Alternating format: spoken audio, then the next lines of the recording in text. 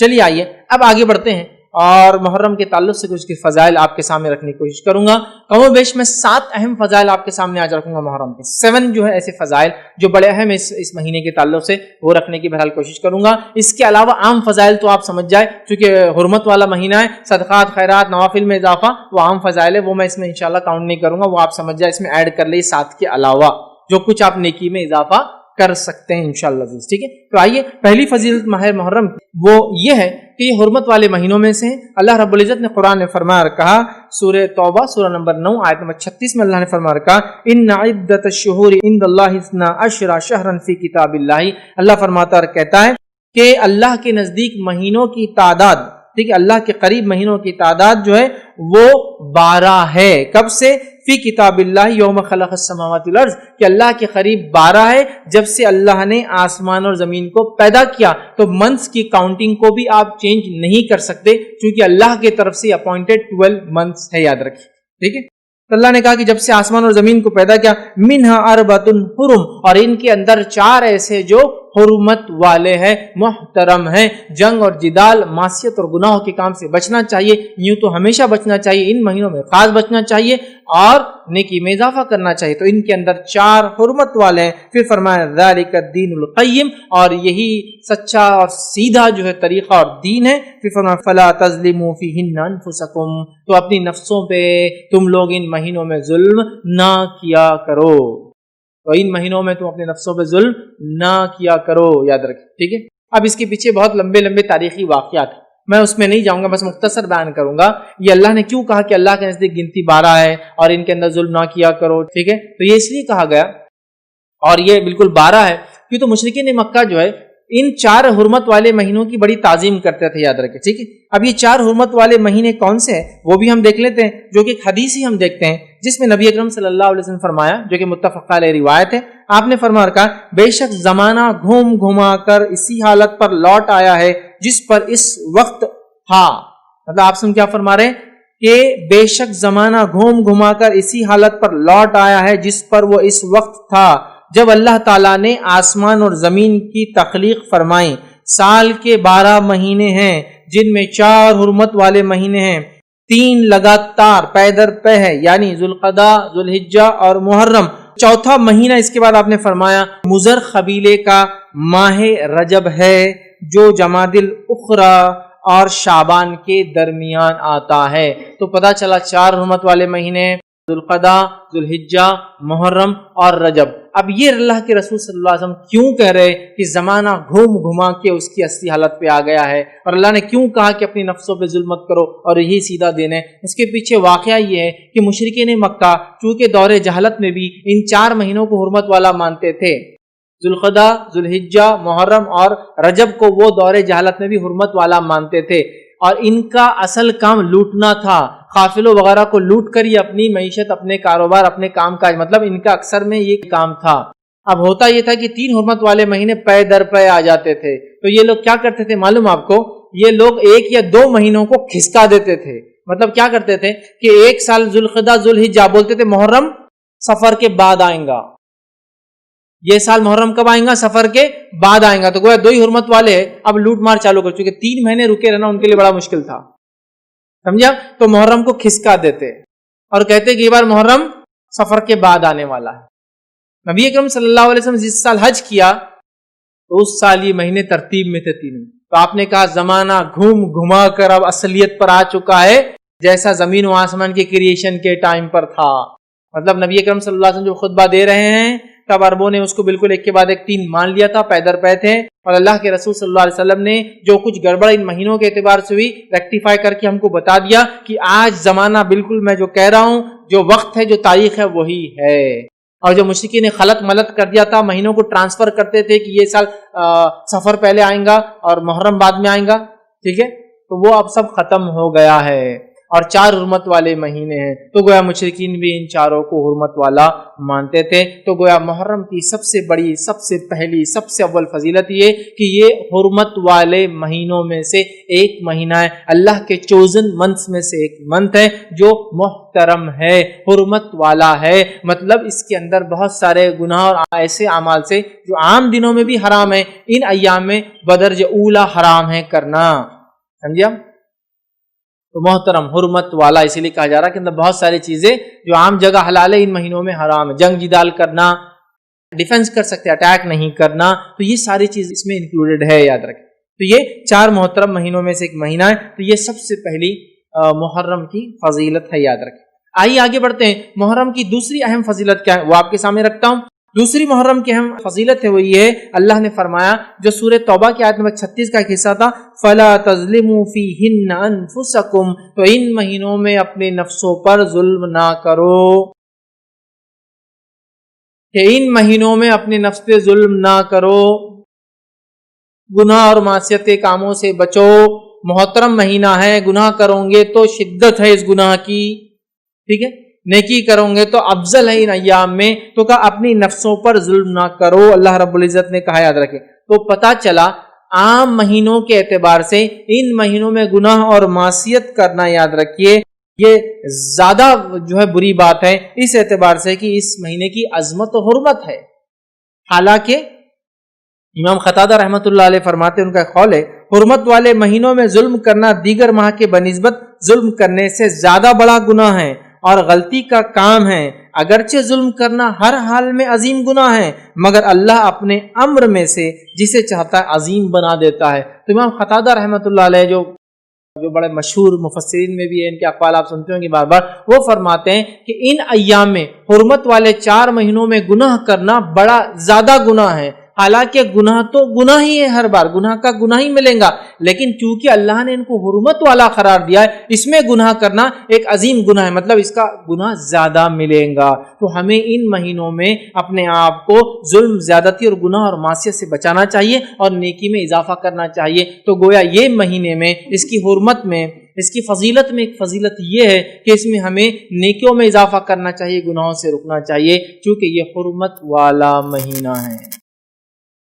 اب یہ حرمت والا مہینہ ہے، معلوم ہوگا تو ہم نیکی میں آگے بڑھیں گے، گناہ سے بچیں گے نا۔ اب نون ہی نہیں، محرم کب آتا ہے اور کب چلا جاتا ہے معلوم نہیں۔ اچھا، کچھ لوگوں کو معلوم بھی ہے تو بس اتنا معلوم کہ عاشورے کا ایک دن ہے اور کچھ بھی نہیں معلوم۔ نہیں میرے بھائی، یہ پورا کمپلیٹ منتھ، چاہے 29 کا ہو یا 30 ڈیز کا ہو، حرمت والا ہے، اور یہ 4 مہینے کمپلیٹلی حرمت والے ہیں، کمپلیٹلی، بالکل۔ ذوالقعدہ، ذوالحجہ، محرم اور رجب کمپلیٹ حرمت والے ہیں، چاہے کتنے بھی دن کے ہو، 30 کے ہو یا 29 کے۔ ہاں، ان میں بھی مخصوص ایام اور زیادہ کچھ ہے، جیسے کہ ذوالحجہ کے پہلے 10 ایام اتنے افضل ہے کہ اس میں کیے گئے اعمال باقی تمام سال کے اعمال سے افضل ہے نا۔ پہلے 10 دن ہم سب جانتے ہیں، تو بڑے حرمت والے، یاد رکھیے، یہ ایام ہیں۔ تو اس میں دوسری فضیلت یہ ہے، نیکی میں آگے بڑھنا ہے، اپنے نفس کو ظلم سے بچانا ہے، یاد رکھیے، تبھی ہم ظلم سے بچا سکتے اپنی نفس کو، جب معلوم ہو یہ مہینہ چل رہا ہے۔ چلیے آئیے آگے بڑھتے ہیں۔ تیسری فضیلت اس ماہ کی، اس مہینے کی، اس منتھ کی کیا ہے وہ دیکھتے ہیں۔ اسے نبی اکرم صلی اللہ علیہ وسلم نے اللہ کا مہینہ قرار دیا ہے۔ محرم کا مہینہ اللہ کا مہینہ ہے، ویسے تو پورا سال اللہ کا ہی ہے، لیکن اللہ جس سے چاہتا اپنی نسبت جوڑ سکتا ہے، جس کو چاہتا اپنی طرف سے فضیلت دے سکتا ہے نا۔ تمام دن اللہ کے ہیں، تمام مہینے اللہ کی، لیکن اللہ اس کو جوڑتا ہے۔ تمام کائنات میں جو کچھ ہے وہ اللہ کا ہے، تمام مسجدیں اللہ کا گھر ہے، لیکن اللہ نے ایک گھر کو خاص نسبت دی اپنے سے، اور وہ بیت اللہ ہے۔ اللہ کی مرضی کہ کسی جگہ کو، کسی مقام کو، کسی دن کو، کسی مہینے کو اپنے سے جوڑ سکتا ہے، یہ اللہ کی مرضی۔ تو نبی اکرم صلی اللہ علیہ وسلم نے اس ماہ کو، حالانکہ سارے ماہ اللہ کے ہیں، اللہ کا مہینہ قرار دیا، اللہ نے اپنی نسبت جوڑا اس میں۔ اس سے بھی اس کی فضیلت میں سمجھتا ہوں آپ لوگوں کے سامنے، ہمارے سامنے واضح ہوتی ہے، یاد رکھیے، تو ٹھیک ہے۔ تو آئیے، اللہ کا مہینہ ہے، اس تعلق صحیح مسلم کی روایت ہے، نبی اکرم صلی اللہ علیہ وسلم فرماتے ہیں، اور حدیث کے الفاظ ہے، افضل الصیام بعد رمضان شہر اللہ المحرم۔ کیا فرماتے ہیں؟ رمضان المبارک کے بعد اللہ کے مہینے محرم کے روزے سب سے زیادہ افضل ہیں۔ تو یہاں اللہ کا مہینہ، شہر اللہ محرم کہا. تو یہاں کا شہر اللہ المحرم، اللہ کا مہینہ محرم. یہاں ہمارا ابھی جو جملہ ہے یہ لیں گے ہم، اللہ کا مہینہ محرم. تو تیسری فضیلت اس مہینے کی ہے، نبی اکرم صلی اللہ علیہ وسلم نے اس ماہ کو اللہ کا مہینہ کہا ہے. میں سمجھتا ہوں فضیلت بڑی واضح ہے. یہ اللہ کا مہینہ ہے، سارا سال اللہ کا، لیکن اس مہینے کو اللہ نے خاص نسبت دی، اپنے آپ سے یاد رکھیے. ابن رجب رحمۃ اللہ علیہ فرماتے اور کہتے ہیں کہ اس حدیث میں اس بات کی صراحت ہے، کلیریفیکیشن ہے کہ رمضان کے بعد سب سے بہترین نفل روزہ اللہ کے مہینے محرم کا ہے. رمضان کے بعد ایک تو اس میں شہر اللہ المحرم میں سے پہلے کہ افضل الصیام، سب سے افضل روزہ اس مہینے کا ہے. اور وہ کون سا مہینہ ہے؟ جو ہے محرم کا ہے. اور یہ مہینہ کیا ہے؟ اللہ کا مہینہ. یاد رکھے یہ یہاں بتایا جا رہا ہے. تو محرم یہ اللہ کا مہینہ، یاد رکھیے، اور اس کی بڑی جو ہے حرمت ہے، یاد رکھیے اس مہینے کی، یاد رکھیے. ٹھیک ہے، اب آئیے، چونکہ اس کو اللہ کا مہینہ محرم کہا گیا ہے، اسی سے ہم اس کی چوتھی فضیلت بھی دیتے ہیں. اور چوتھی فضیلت اس مہینے کی وہ یہ ہے کہ حرمت والے مہینوں میں یہ سب سے افضل مہینہ ہے. حرمت والے مہینے کتنے ہیں؟ 4 ہیں. اس میں یہ سب سے افضل ہے. یہ تو خاص طور سے اس مہینے کی نسبت یہ کہا گیا شہر اللہ المحرم، اللہ کا مہینہ محرم. سمجھ رہے ہیں؟ اللہ کا مہینہ محرم کیا گیا. اور اس تعلق سے بعض اسلاف کے اقوال کیسے دیکھیں، جو میں کہہ رہا ہوں حرمت والے مہینے سب سے افضل ہے، کیوں کہہ رہا ہوں کہ بعض علماء اور بعض اسلاف کے اقوال اس طرح سے وہ کہتے ہیں، جیسا کہ حسن بصری رحمۃ اللہ علیہ جو کہ تابعین میں بڑا مقام، اونچا مقام، کبار تابعین میں سے، وہ فرماتے اور کہتے ہیں کہ حرمت والے مہینے میں سب سے افضل اللہ کا مہینہ محرم ہے. نیز فرمایا، مطلب اسی سے اللہ کا مہینے سے فرماتے ہیں اللہ نے سال کا آغاز حرمت والے مہینے سے کیا ہے اور حرمت والے مہینے سے ختم کیا ہے. مطلب محرم سے چالو ہوا اور ذوالحجہ پہ ختم ہوا، جو ہے مہینے سے ختم کیا ہے. لہذا اللہ کے نزدیک سال میں ماہ رمضان کے بعد محرم سے بڑھ کر کوئی ماہ نہیں ہے. تو اس سے وہ کہتے ہیں کہ یہ اللہ کا مہینہ ہے تو حرمت والے مہینوں میں سب سے افضل ہے، اور روزوں کے اعتبار سے رمضان کے بعد اس کے روزے کا مقام ہے. تو وہ رمضان کے بعد اسی کا مقام ہے فضیلت کے اعتبار سے، لیکن حرمت والے مہینوں میں یہ ٹاپ موسٹ کہلائیں گا چونکہ اس کی بڑی اہمیت. اسی طرح ایک اور چیز آتی ہے، وہ یہ ہے کہ محرم میں سب سے افضل، یاد رکھیے وہ کیا ہے. تو محرم میں بھی سب سے افضل جو سلف کے اقوال ہے کہ سلف 3 عشروں کو بڑی اہمیت دیتے. ہمارے جو اسلاف تھے، صحابہ، تابعین، تبع تابعین، وہ 3 عشروں کو، 3 دہائیوں کو، عشر مطلب 10 ڈیز جو ہوتے منتھ کی، ان کو اہمیت دیتے تھے. وہ کون کون سے ہیں؟ ٹھیک ہے، عشروں میں تعظیم کرتے تھے، اہمیت دیتے تھے. وہ کون سے؟ پہلا وہ کہتے ہیں کہ رمضان کا آخری عشرہ، اس کی بڑی اہمیت تھی سلف کے پاس. ذوالحجہ کا پہلا عشرہ، اس کی بڑی اہمیت تھی سلف کے پاس. اور محرم کا پہلا عشرہ، اس کی بڑی اہمیت تھی سلف کے پاس. یہ 10 ڈیز جو بڑے اہمیت کے حامل ہے. رمضان کا آخری 10 دن جس میں قدر آتی ہے، اور ذوالحجہ کی پہلے 10 دن جو سب سے افضل دن ہے، اس سے افضل کوئی دن نہیں ہے، اور محرم کے پہلے 10 دن. ٹھیک ہے، تو اس سے اس کی چوتھی فضیلت پتہ چلتی ہے، حرمت والے مہینوں میں یہ بڑا افضل ہے. آئیے اس کی 5ویں فضیلت کیا ہے، 5th اس کی فضیلت کیا ہے، وہ کیا ہے؟ اس عظیم ماہ میں کثرت سے روزے رکھنا مستحب ہے، جو کہ صحیح مسلم کی وہ روایت ہے، افضل الصیام بعد رمضان شہر اللہ المحرم، کہ رمضان کے بعد اللہ کے قریب سب سے افضل روزے محرم ہیں، یا دوسرے الفاظ میں نفل روزوں میں سب سے افضل روزے محرم کے ہیں. اور آگے نبی اکرم صلی اللہ علیہ وسلم اسی حدیث میں وہ افضل الصلاۃ بعد الفریضۃ صلاۃ اللیل، اور سب سے افضل صلاۃ، سب سے افضل نماز فرض نمازوں کے بعد وہ رات کی نماز ہے. تو نفل میں سب سے افضل تہجد، اور نفل روزوں میں سب سے افضل محرم کے روزے ہیں. کیوں؟ تو افضل الصیام، سب سے افضل روزے بعد رمضان، رمضان کے بعد کون سے؟ اللہ کے مہینے محرم کے. ہمیں چاہیے اس مہینے محرم میں کیا کریں؟ کثرت سے روزے رکھیں، کثرت سے روزے رکھیں، گناہوں سے بچے، نیکیوں کے کام میں آگے بڑھے، ہے نا. ان کے اول 10 دن کے زیادہ سے زیادہ فائدے اٹھائے. یہ بڑی اہم بات ہے، یاد رکھیں، یہ بڑی اہم بات. اس کو بہت سوچ وچار کر کے ہمیں پلان آرڈر میں اس منتھ کو جینے کی کوشش کرنا چاہیے، یاد رکھیے. لیکن یہ تب ہوگا جب ہم کو اس کی اہمیت، اس کی فضیلت معلوم ہوں گی، یاد رکھیے. ٹھیک ہے، تو یہ جو ہے بہت عظیم ہے، اور سب سے افضل نفل روزہ اسی مہینے کا، یاد رکھیے، روزہ ہے. اور اس حدیث سے صراحت ہوتی ہے، ابن رجب کا میں نے وہ قول آپ کے سامنے رکھا رحمۃ اللہ علیہ کا، وہ فرماتے ہیں اس حدیث سے اس بات کی صراحت ہوتی ہے کہ رمضان کے بعد سب سے بہترین نفل روزہ اللہ کے مہینے محرم کا روزہ ہے، یاد رکھیے. اور یہ یاد رکھیے نفل روزوں میں سب سے افضل ہے، یاد رکھیے. اسی طرح جو ہے محرم میں روزہ رکھنا جو ہے اور کثرت سے روزہ رکھنا یہ بڑی اہم چیز ہے، یاد رکھیں۔ اس کا یہی معنی ہے کہ ایک انسان نفل روزہ رکھے اور محرم کا روزہ سب سے افضل ہے۔ اس کا معنی ہی ہوتا ہے کہ ہم زیادہ سے زیادہ اگر نفل روزے رکھنے کی کوشش کرتے ہیں تو کون سے مہینے میں رکھیں؟ محرم کے مہینے میں رکھنے کی کوشش کریں، یاد رکھیں، کیونکہ نبی اکرم صلی اللہ علیہ وسلم رمضان کے علاوہ بھی نبی اکرم صلی اللہ علیہ وسلم نے، یاد رکھی اس بات کو بھی آپ ذہن میں رکھیں کہ نبی اکرم صلی اللہ علیہ وسلم نے رمضان کے علاوہ کسی مہینے کے پورے روزے نہیں رکھے۔ مطلب یہ ہوا کہ محرم کے مہینے جس کو کہیں گے یہ پسندیدہ ہے کہ اس کو زیادہ سے زیادہ انسان رکھے، لیکن زیادہ سے زیادہ کا معنی یہ نہیں کہ پورے مہینے کی، لیکن کوئی رکھتا ہے تو کوئی گناہ نہیں کرتا، یاد رکھے، چونکہ اس کا معنی ہے کہ جس کو کہیں گے یہ پسندیدہ چیز ہے کہ ہم زیادہ سے زیادہ کوشش کریں، لیکن نبی اکرم صلی اللہ علیہ وسلم نے رمضان کے جیسا روزہ، مطلب پورے مہینے کا روزہ رمضان کے علاوہ کسی مہینے کا نہیں رکھا۔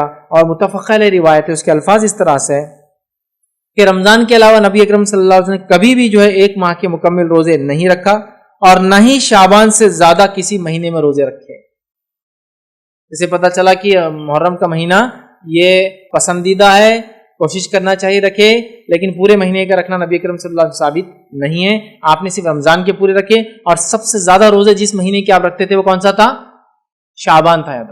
اب ایک اشکال ہو سکتا ہے ذہن میں کہ جب محرم کا مہینہ سب سے افضل مہینہ ہے تو نبی اکرم صلی اللہ علیہ وسلم نے محرم میں سب سے زیادہ روزے کیوں نہیں رکھے؟ تو اس کے لیے علماء لکھتے ہیں ہو سکتا ہے محرم کی فضیلت نبی اکرم صلی اللہ علیہ وسلم کو بعد میں بتائی گئی ہو اور اس سے پہلے آپ شعبان کے روزے رکھتے رہے۔ ہو سکتا ہے محرم کی فضیلت تو پہلے بتائی گئی ہو، لیکن غزوات، سفر یا بیماری کی وجہ سے اللہ کے رسول نے اس کے روزے زیادہ نہ رکھے ہو، کچھ بھی ریزن ہو سکتا ہے، لیکن افضل تو سب سے کون سے؟ محرم کیا۔ لیکن نبی اکرم صلی اللہ علیہ وسلم نے کمپلیٹ منتھ کے روزے صرف رمضان کے رکھے، اور رمضان کے علاوہ شعبان سے زیادہ روزے آپ کسی مہینے میں نہیں رکھتے تھے، یاد رکھیں، ٹھیک ہے۔ لیکن افضل تو بہرحال اسی کے، تو اس سے پتہ چلتا ہے کہ یہ استحباب جس کو بولتے ہیں، مستحب ہے کہ ہم جو اس کے روزے زیادہ زیادہ رکھنے کی جو ہے بہرحال کوشش کریں، ٹھیک ہے۔ آئیے آگے بڑھتے ہیں۔ چھٹی فضیلت اس مہینے کی کیا ہے؟ 6 فضیلت ہم دیکھتے ہیں، چھٹی کیا ہے؟ وہ یہ کہ محرم میں عاشورہ ہے۔ محرم میں عاشورہ ہے۔ عاشورہ کیا ہے؟ محرم کی 10 تاریخ محرم میں عاشورہ ہے، اور عاشورہ کیا ہے؟ محرم کی 10 تاریخ ہے، یاد رکھیں۔ آئیے اس کے تعلق سے بھی کچھ باتیں ہم سیکھنے کی کوشش کرتے ہیں، ٹھیک ہے۔ جمہور کے نزدیک، سلف اور خلف کے نزدیک، یاد رکھیے محرم کی 10 تاریخ کو عاشورہ کہتے ہیں، اس میں کوئی اختلاف نہیں کہ عاشورہ کب آتا ہے۔ محرم کی 10 تاریخ کو عاشورہ کہتے ہیں، لیکن ایک بات وضاحت کر دوں، لوگوں نے اس تعلق سے بڑی جھوٹی سچی روایتیں بیان کی، یاد رکھیے، اتنی کہ کبھی کبھار تو کاؤنٹ نہیں کر سکتے، لیکن عاشورے کے تعلق سے اکثر روایتیں ضعیف اور موضوع ہے، سوائے چند کو چھوڑ کے جو میں آپ کے سامنے رکھ دوں گا آج انشاءاللہ۔ سمجھ رہا؟ بہت سارے لوگ اس کی بہت ساری فضیلتیں بیان کرتے، یہ تک بیان کرتے کہ آسمان اسی دن بنا، زمین اسی دن بنا، آدم علیہ السلام اسی دن بنے، اسی دن زمین پہ بھیجے گئے، اسی دن توبہ قبول ہوئی، اسی دن یونس علیہ السلام مچھلی کے پیٹ میں گئے، اسی دن نکالے گئے۔ ایسی کوئی صحیح روایت نہیں ملتی ہے، چونکہ دیکھیے جب بات آتی ہے فرمان نبی کی، مطلب قرآن کے علاوہ اگر وحی کا کوئی ذریعہ ہے تو فرمان نبی ہے صلی اللہ علیہ وسلم۔ فرمان نبی میں اگر کوئی چیز نہ ہو تو میں اپنے دل سے راب بول کر اللہ کے سامنے پکڑ میں نہیں آنا چاہیں گے، ہے نا، بس تو نہیں ملتی۔ افضل دن ہے، لیکن بہت سارے لوگ جو بتاتے ہیں وہ نہیں۔ ہاں یہ تو حدیث کے اندر واضح ہے کہ اللہ تعالیٰ نے آدم علیہ السلام کو جمعہ کے دن بنایا، آدم علیہ السلام کے دن جمعہ کے دن روح پھونکی گئی، آدم علیہ السلام جو جمعہ کے دن ان کی خطا معاف ہوئی، وہ دنیا کے اندر قدم رکھے تو وہ جمعہ کا دن تھا، اور قیامت جمعہ کے دن آئیں گی۔ یہ ساری چیزیں تو ہے، وہ جمعہ کے لیے، بس محرم کے لیے نہیں، عاشورے کے لیے نہیں۔ چلیے آگے بڑھتے ہیں۔ تو عاشورہ یاد رکھیے یہ بڑا اور مشہور اور معروف ہے، ہم سب عاشورے کے تعلق سے جانتے ہیں۔ عاشورہ 10 محرم کو ہوتا ہے، اور اس دن روزہ رکھنا یہ سنت ہے۔ عاشورے کی فضیلت اپنی جگہ ہے، اور اس دن روزہ رکھنا یہ کیا ہے؟ سنت ہے۔ صحیح مسلم کی روایت ہے، نبی اکرم صلی اللہ علیہ وسلم فرماتے اور کہتے ہیں کہ جو صحیح مسلم کی روایت ہے، مجھے اللہ تعالیٰ سے امید ہے کہ یوم عاشورے کا روزہ گزشتہ 1 سال کے صغیرہ گناہوں کا کفارہ بنے گا۔ مجھے امید ہے کہ عاشورے کا روزہ پچھلے 1 سال کے صغیرہ گناہوں کا کفارہ بنے گا۔ حالانکہ حدیث میں صغیرہ نہیں ہے، لیکن میں ترجمے رکھ رہا ہوں، کیوں؟ اس لیے کہ کبھی بھی کبیرہ گناہ بغیر توبہ کے معاف نہیں ہوتے، اور اگر بندوں کے ساتھ کیے گئے تو بندوں سے بھی معافی ضروری ہے. جہاں بھی حدیث میں الفاظ آتے ایک روزہ، جیسے کہ ذوالحجہ کا ایک روزہ پچھلے ایک سال اور آگے آنے والے ایک سال کے گناہوں کا کفارہ ہے، اسی طرح عاشورے کا روزہ یہ گزشتہ ایک سال کے، لیکن یہاں جتنی بھی ایسی باتیں آتی ہیں یہ سب صغیرہ ہے. جیسے حدیث میں الفاظ ہے ایک نماز سے دوسری نماز کے بیچ میں ہونے والے گناہ نماز کی وجہ سے معاف ہوتے ہیں، یہ صغیرہ ہے. جمعہ سے لے کر جمعہ مطلب ایک جمعہ سے لے کر انسان کنٹینیوس نمازیں پڑھتا ہے اگلے جمعہ تک، تو بیچ کے تمام گناہ معاف ہو جاتے ہیں، اس سے مراد صغیرہ ہے. کبیرہ گناہوں کے لیے توبہ واجب ہے، ضروری ہے، کمپلسری ہے. اس لیے یاد رکھیے، ذہن میں رکھیے جہاں بھی حدیثوں میں بات آتی ہے صغائر کے تعلق سے. ٹھیک ہے، تو مجھے امید ہے کہ یہ پچھلے ایک سال کے گناہوں کا کفارہ بنیں گے. نبی اکرم صلی اللہ علیہ وسلم حدیث میں فرمایا، صحیح مسلم کی روایت ہے. ٹھیک ہے، اسی طرح عاشورے کے روزے سے تمام چھوٹے گناہ معاف ہو جاتے ہیں، لیکن بڑے گناہ معاف نہیں ہوتے، اس کے لیے توبہ ضروری ہے. اب ایک سوال، کسی نے اگر چھوٹے گناہ کیا ہی نہ ہو پورے سال، نہ چھوٹے کیا ہو نہ بڑے کیا ہو، تو پھر کیا ہوگا عاشورے سے اس کو فائدہ؟ اس کے درجات علماء لکھتے بلند ہو جائیں گے. چھوٹے بھی گناہ نہیں کیا، بڑے بھی گناہ نہیں کیا، اس کے درجات بلند ہو جائیں گے. یاد. اسی طرح اگر کسی نے چھوٹے گناہ نہیں کیا ہو اور بڑے ہیں اس کے اکاؤنٹ میں، تو علماء لکھتے ہیں انشاءاللہ عزیز ان بڑے گناہوں کے شدت میں انشاءاللہ اللہ تخفیف کریں گا. مطلب اس کے تعلق سے علماء لکھتے ہیں کہ اگر کسی کے کبیرہ اور صغیرہ گناہ نہ ہو تو اللہ تعالیٰ اس کے درجات کو بلند کر دیں گا اور اس کی نیکیوں بڑھا دی جائیں گی، لکھ دی جائیں گی. اور اگر ایک یا متعدد کبیرہ گناہ ہوئے لیکن کوئی صغیرہ گناہ اس کے اکاؤنٹ میں نہ ہوا، تو ہمیں امید ہے کہ کبیرہ گناہوں میں سے کچھ تخفیف کر دی جائیں گی، شدت کم کر دی جائیں گی، ہلکا کر دیا جائے گا انشاءاللہ.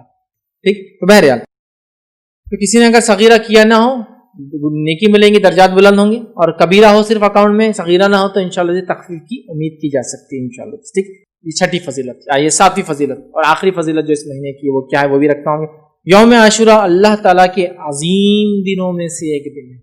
یوم عاشورہ اللہ تعالیٰ کے عظیم دنوں میں سے ایک دن، عظمت والا دن ہے، عظمت والا دن ہے. ٹھیک ٹھیک ہے، جیسے کہ اللہ تعالیٰ نے ارشاد فرمایا سورہ ابراہیم کی آیت نمبر 5 میں اللہ نے فرمایا وَذَكِّرْهُمْ بِأَيَّامِ اللَّهِ، اللہ نے فرمایا کہا اور انہیں اللہ کے احسانات یاد دلا دو، اور ان کو اللہ کے احسانات یاد دلا دو، اللہ کے احسانات یاد دلا دو. ٹھیک، اور ایسا کب ہوا؟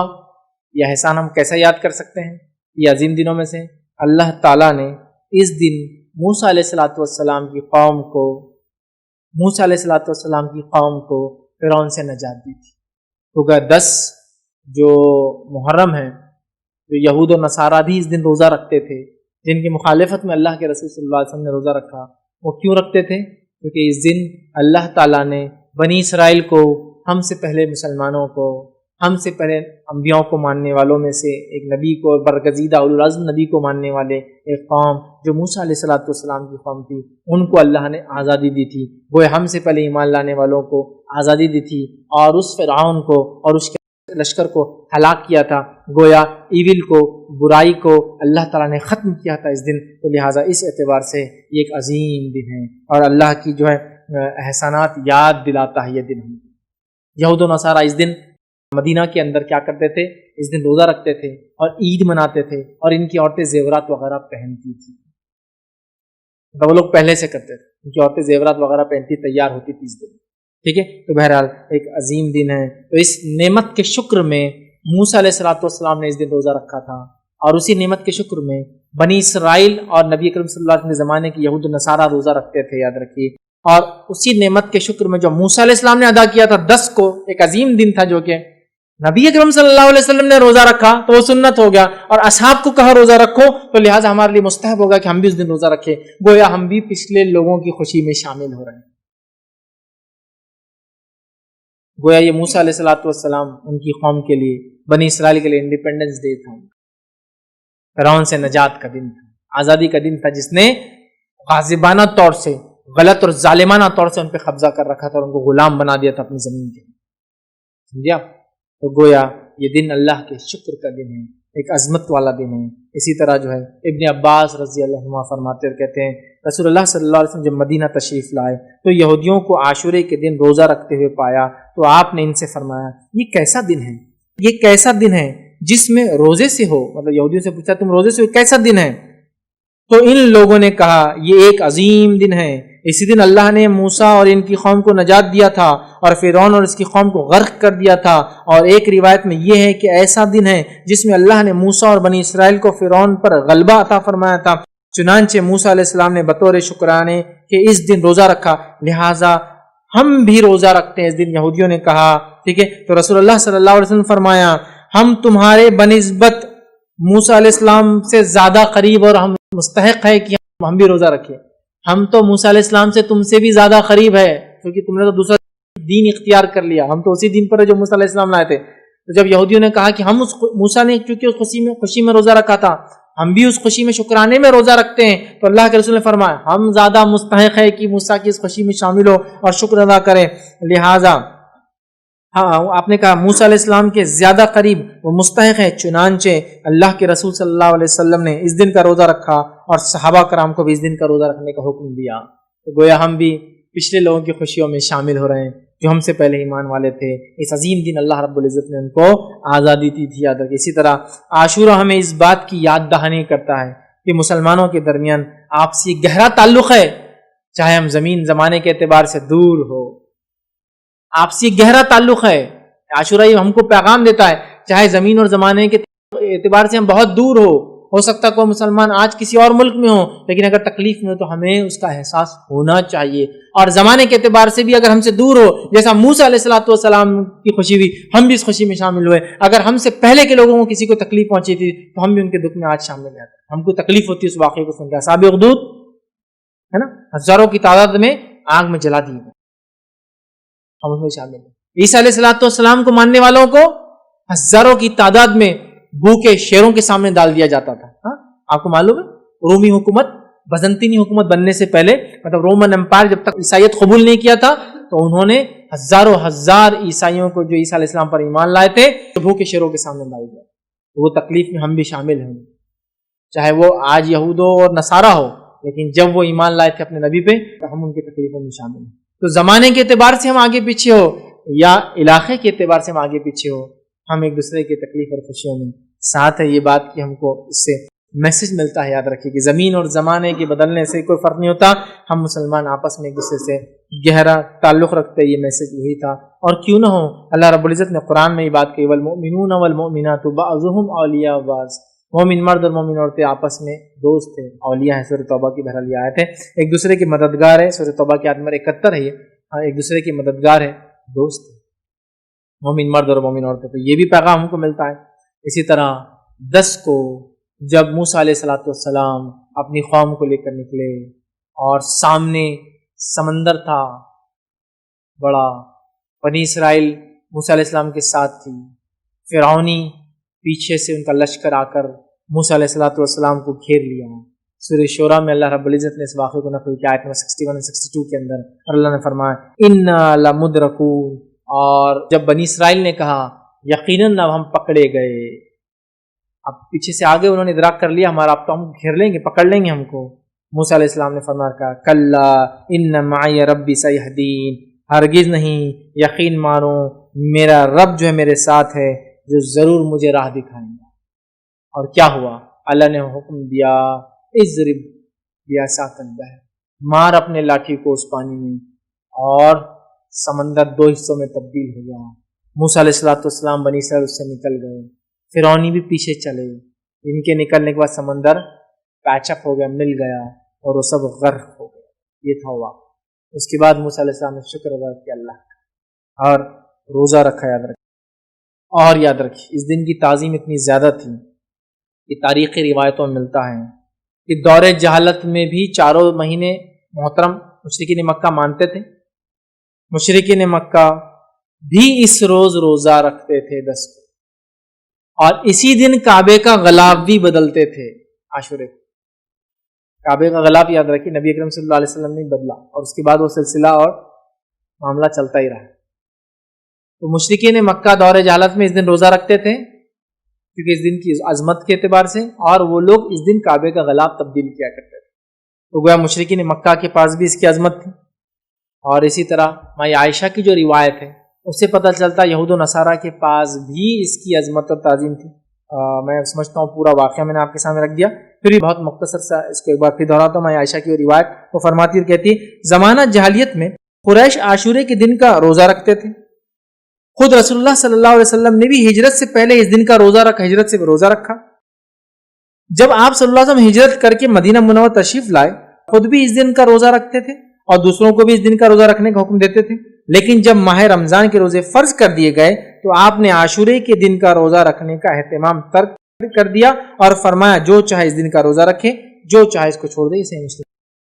اور دوسری روایت جو صحیح مسلم کی اس میں الفاظ اس طرح سے ابو موسیٰ اشعری رضی اللہ عنہ فرماتے اور کہتے ہیں یہود یوم عاشورے کو شکرانے کا روزہ رکھتے تھے, اس دن مسرت کا اظہار کرتے تھے, عید مناتے تھے, اپنی عورتوں کو زیورات اور سامان پہناتے تھے زینت کا, اور سامان پہن کر وہ مزین ہوتی, اپنے آپ کو سجاتی اور سنوارتی.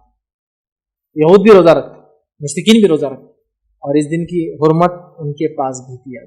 تو عاشورہ ہمیں کیا میسج دیتا ہے؟ عاشورہ ہمیں میسج دیتا ہے کہ یہ ایک بڑا تعظیم کا دن ہے, اللہ کی عظمت والا دن ہے, یاد رکھیں. اس میں ہمیں روزہ رکھنا چاہیے شکرانے میں کہ اللہ نے ہم سے پہلے مسلمانوں کو نجات دی تھی, ہے نا. دوسرا, اللہ تعالیٰ نے دشمنوں کو مسلمانوں کے ہلاک کیا تھا اس دن. اور تیسرا ہمیں ملتا ہے کہ اس کارنامے کو ہم یاد کرتے ہیں اس دن عاشورے کے دن اور روزہ رکھتے ہیں اس کے شکرانے میں, یاد رکھیں. تو لہٰذا عاشورہ ہمارے لیے ایک میسج دیتا ہے, مسلمانوں کو ایک پیغام دیتا ہے. یہ پورا مہینہ بہرحال اپنے آپ میں بڑا اہمیت کا حامل ہے. ویسے تو محرم وہی مہینہ ہے جس میں نبی کریم صلی اللہ علیہ وسلم مدینہ ہجرت کر کے اس دن پہلی محرم تھی جب آپ مدینہ پہنچے تھے, اسی سے ہجری سن اور سال بہرحال چالو ہوتا ہے. تو بڑی اس کی عظمتیں یاد رکھی. تو یہ تھی 7 فضائل اس مہینے کی یاد. اور میں سمجھتا ہوں 7 فضیلت میں یہ تو ہم کو واضح پتہ چلا, یہ حرمت والا مہینہ ہے, یہ نیکیوں کے کرنے والا مہینہ ہے, یہ معصیت اور گناہوں سے بچنے والا مہینہ ہے, کثرت سے روزے رکھنے کا مہینہ ہے, یہ اللہ تعالیٰ کا مہینہ ہے. اور اسی طرح اس میں عاشورے کا روزہ رکھنا ہے, 9-10 ٹھیکے کا روزہ رکھنا ہے, کوشش کرنا ہے, نہ ہو سکے تو پھر 10 اور 11 کا بھی انشاءاللہ روزہ انسان رکھ سکتا ہے. اور یہ دن ہمیں یاد دلاتا ہے اور ہمیں دوسرے مسلمانوں سے زمین اور زمانے کے اعتبار سے ہم سے الگ کیوں نہ ہو, ان سے ہمارا رشتہ جوڑتا ہے, اخوت اور بھائی چارے کا ہمیں میسج دیتا ہے. تو بڑے پیغام ہے, بڑے فضائل ہے, یاد رکھیے اس مہینے کی. اس کے علاوہ اور کیا کر سکتے ہیں آپ اس مہینے میں؟ یہ 7 چیزیں تو بڑی اہم فضیلت اور اس میں اعمال کرنے والے دونوں میں رکھ دیا, اس کے مسائل بھی رکھ دیا. اور کیا کر سکتے ہیں اس مہینے میں؟ صدقہ کیجیے, نفل.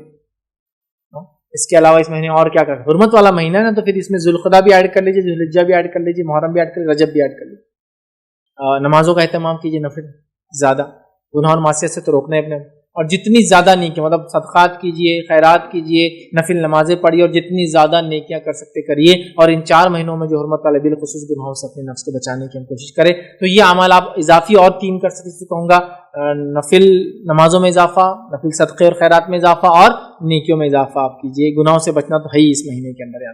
تو لہٰذا ان اعمال میں اب اضافہ کرنے سے انشاءاللہ عزیز ہم جو ہے ان 4 حرمت والے مہینوں کا صحیح فائدہ اٹھا سکیں گے. اور خاص طور سے محرم میں کیا کیا آپ اعمال کریں, میں نے آپ کے سامنے جو کرنا ہے تمام باتیں اس لیکچر کے ذریعے بہرحال رکھ دی. میں اپنی بات کو ہی ختم کروں گا. اللہ رب العزت سے دعا ہے کہ اللہ سبحانہ تعالیٰ ہم تمام کو ہر حرمت والے مہینے, ہر مقدس دن کا فائدہ اٹھانے کی بہرحال توفیق عطا فرمائیں. ہر حرمت والے مہینے اور مقدس ایام یا مخصوص ایام جو اللہ نے اور اس کے نبی نے بتائیں, ان تمام ایام کا فائدہ اٹھانے کی بہرحال توفیق عطا فرمائیں. ہم تمام کو جب تک زندہ رکھے اسلام اور ایمان پر زندہ رکھیے, خاتمہ ایمان پر ہو. وآخر دعوانا ان الحمدللہ رب العالمین. سبحان ربک رب العزت عما یصفون وسلام علی المرسلین والحمدللہ رب العالمین.